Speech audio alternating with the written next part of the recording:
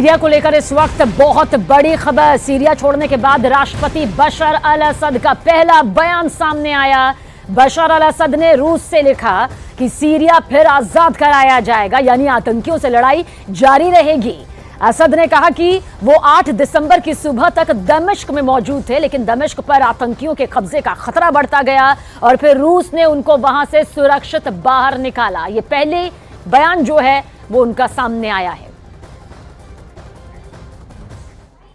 Syria का युद्ध लंबा चलेगा, इस बात की गारंटी बशर अल असद ने दे दी है। जुलानी भी तैयार है और बेन्यामिन नेतन्याहू के बाद अब ईरान ने भी बहुत बड़ी वार्निंग जारी की है। ईरान के कमांडर हुसैन सलामी ने कहा कि इजरायल को सीरिया की जमीन में दफन कर दिया जाएगा।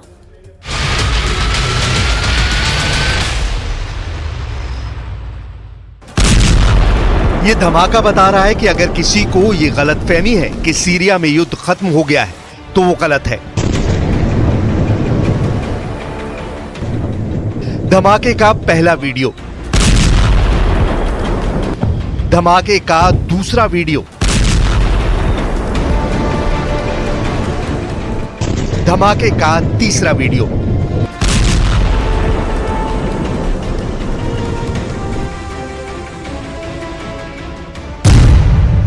ये धमाके सीरिया की राजधानी दमिश्क से 250 किलोमीटर दूर तारतूस में हुए। तारतूस वो जगह है जहां रूस के पास एक मिलिट्री अड्डा है। ब्लास्ट ऐसा कि रिक्टर स्केल पर सुई 3.0 पर घूमने लगी। सीरिया में भूकंप आ गया। ये जुलानी का बम नहीं, ये इजराइल का बम था। इस बम ने सीरिया के एक मिलिट्री अड्डे को तबाह कर दिया। इस हमले को सीरिया में पिछले 1 दशक का सबसे बड़ा धमाका बताया जा रहा है और इस धमाके को देखकर ईरान के जनरल की एक बड़ी वार्निंग आई है। ईरान के सर्वोच्च नेता अली खामनेई के जनरल हुसैन सलामी ने कहा है कि इजराइल को सीरिया में दफन कर देंगे। जिंदगी می‌کردن چون ما به دنبال عزتشان بودیم ما نرفته بودیم تا بخشی از خاک سوریه را منضم به خاک خودمان کنیم نرفته بودیم تا آنجا را میدان جستجوی منافع بلند پروازانه و زیاده خواهانه خود قرار دهیم।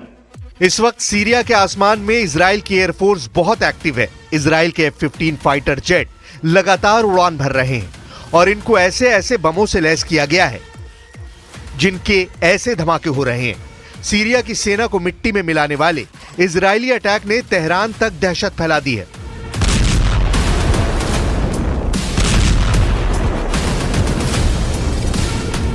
इन हमलों पर जुलानी की भी मोहर लग चुकी है, क्योंकि जुलानी ने ना तो इसका विरोध किया है और ना ही इजराइल से युद्ध करने की ख्वाहिश जाहिर की है, बल्कि ईरान और हिजबुल्लाह को अपना बड़ा दुश्मन बता दिया है। تخوفات عندهم ان شاء الله، البلد رح تنبنى، خوف كان من وجود النظام اليوم زال الحمد لله، بالعكس البلد رايحه للاعمار ان شاء الله ورايحه للاستقرار الطويل. تعبت سوريا من الحرب فهي مو جاهزه ابدا لتدخل في الحروب ولا ناويه تدخل في حروب اطلاقا، على العكس مصدر الطلب كان فيها هو تواجد الميليشيات الايرانيه وميليشيات حزب الله ووجود النظام نفسه اللي قام بالمجازر اللي شايفينها اليوم. इजराइल के इन धमाकों के साथ सीरिया में जुलानी का ऐसा तूफान आया कि उस तूफान में न सिर्फ बशर अल असद की सरकार उड़ी, बल्कि असद की मदद करने वाले पुतिन और खामनेई का मजबूत खूंटा भी उखड़ गया। जुलानी ने सीरिया में ऐसा जाल फैलाया कि इस जाल में फंसे रूस और ईरान की सेना को सीरिया से भागना पड़ा। जुलानी का जाल बुनने वाले तुर्की और इजराइल इस वक्त बहुत खुश हैं। जुलानी का जाल इतना मजबूत बताया जा रहा है जिसकी जद में अब कई और अरब देश भी आ सकते हैं। डर है कि इसमें जॉर्डन के राजा किंग अब्दुल्ला भी फंस जाएं और जुलानी का अगला टारगेट जॉर्डन बन सकता है। खौफ सऊदी अरब में भी बढ़ चुका है। यही वजह है कि सीरिया में तख्ता पलट से पहले सऊदी अरब के क्राउन प्रिंस ने बशर अल असद की तरफदारी में कई बातें भी कही थी।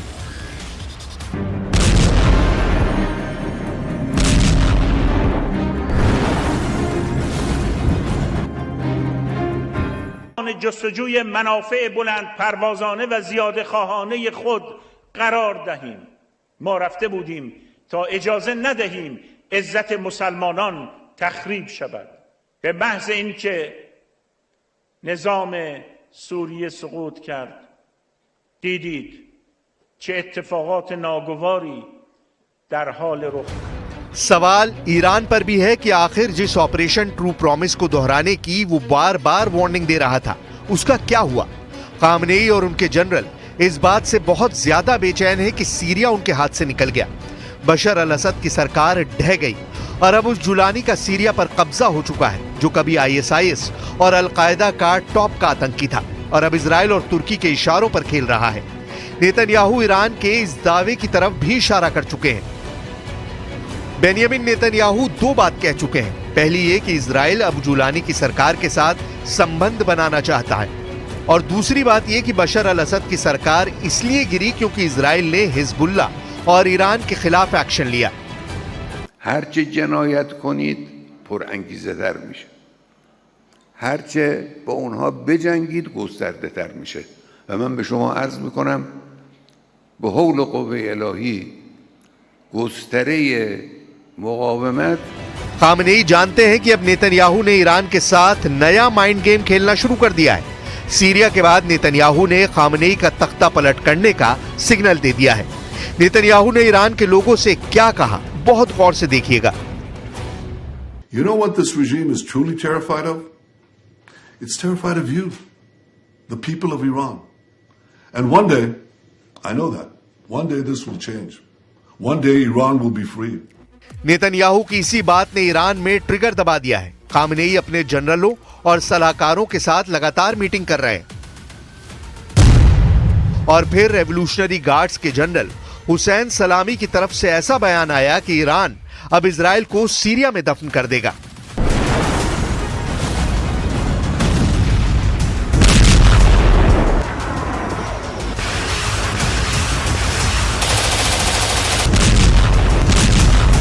वैसे इस वक्त पश्चिम एशिया की एक तस्वीर ये भी है। इजराइल लगातार फिलिस्तीन की आजादी को गाजा में दफन कर रहा है। खंडर बन चुका गाजा लगातार सैकड़ों इंसानों की मौत का गवाह बन रहा है। लाखों लोग भूख से परेशान हैं। गाजा में अंतर्राष्ट्रीय मदद पहुंचना मुश्किल हो गई है। गाजा में जारी हुए ताजा आंकड़े बताते हैं कि अब तक इजराइल की बमबारी में 45,000 लोगों की मौत हो चुकी है। वहीं गाजा में अब तक 1,07,000 लोग घायल हो चुके हैं। इन दोनों आंकड़ों में महिलाओं और बच्चों की तादाद आधे से ज्यादा है। गजा में बमबारी लेबनान से होकर सीरिया में तख्ता पलट तक पहुंची और अब नेतन्याहू ने सीरिया में गोलान की पहाड़ियों पर कब्जा करके बता दिया है कि इजराइल किसी भी कीमत पर पीछे नहीं हटेगा, फिर चाहे उनका दुश्मन बेरूत में बैठा हो, दमिश्क में बैठा हो या फिर तेहरान से ईरान के ऑपरेशन चला रहा हो।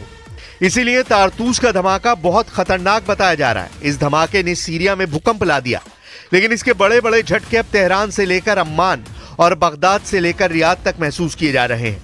दिसंबर का महीना सीरिया के बाद कहां उलटफेर करेगा और इसमें जुलानी के साथ नेतन्याहू की क्या भूमिका होगी, इस पर सबसे पैनी नजर खामनेई के साथ रूस के राष्ट्रपति व्लादिमीर पुतिन ने भी बनाई हुई है।